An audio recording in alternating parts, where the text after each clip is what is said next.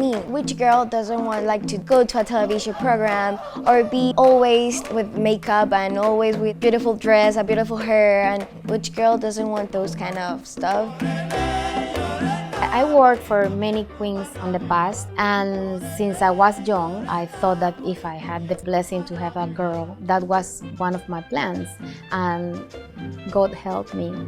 I saw that dream come true. So this is where you realize where the tradition comes from. I was 1 year old and my mom was already putting me in carnival.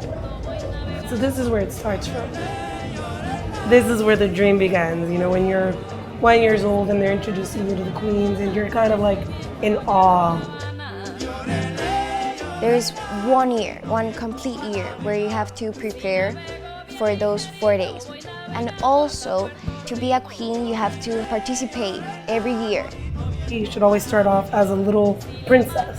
And year after year, you get on the floats just to see if one, you have the personality to be a queen. This is handmade, all handmade. This is the one she used when she was presented. If you're gonna be queen of Las Tablas, where is the biggest carnival here in Panama, it's really expensive. I mean, like your family has to give. Panamanian Carnival is very different from other places because you're seeing this show and you know we have this parade and this floats and everything, but there's really two sides.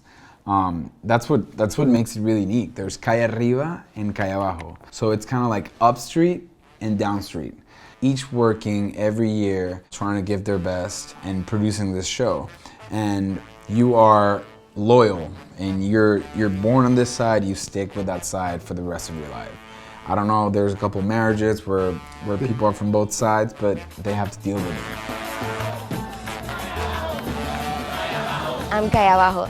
So one band tells not pretty nor not good stuff to the other band.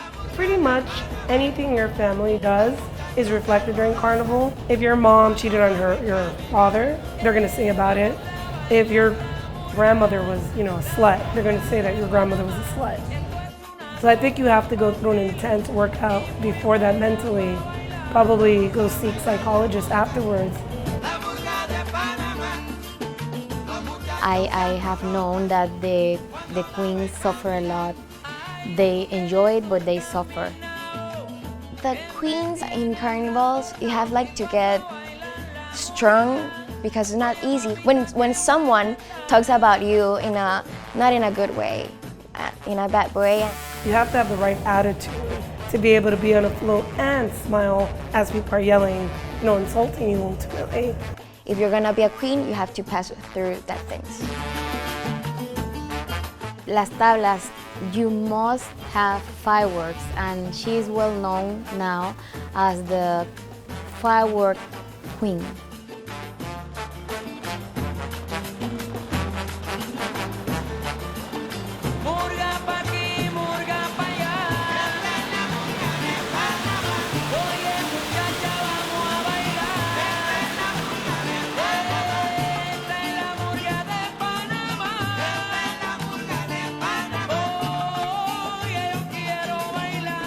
Then it's on Wednesday, 6 a.m. on Wednesday, and the two queens, it's the moment when they are face to face. We do the tupon, which is the only time the queens will actually see each other. You can respond to all the things that they have been telling you. You know, they'll throw money, they'll like tell each other off, they'll kind of taunt each other. Insulting, well, not insulting, but making fun about the other queen. I guess it's kind of like a mime, they'll do hand gestures and just speak.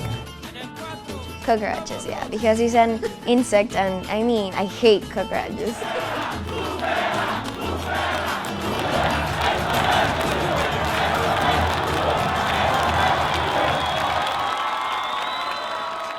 You know, it's Panama's biggest tradition.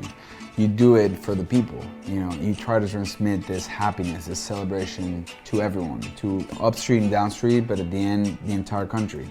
And if you get that across, then that's the satisfaction, you know.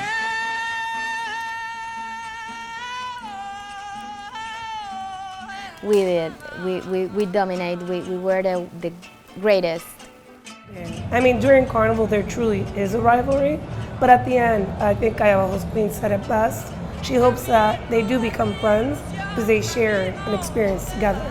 I think that's always nice. Like the most important thing of all is like the feeling your parents and your family creates in you since you're a little girl.